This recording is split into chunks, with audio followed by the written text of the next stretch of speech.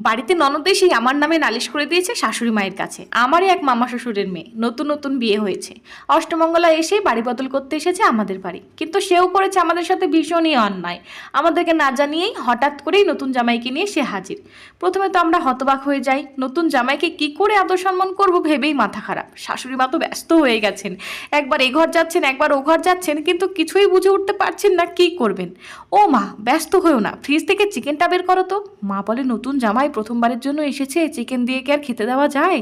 তুমি অত টেনশন করো না, এমন রান্না করবো তো তোমার জামাই টেরই পাবে না চিকেন দিয়ে ভাত খাচ্ছে নাকি মাটন দিয়ে।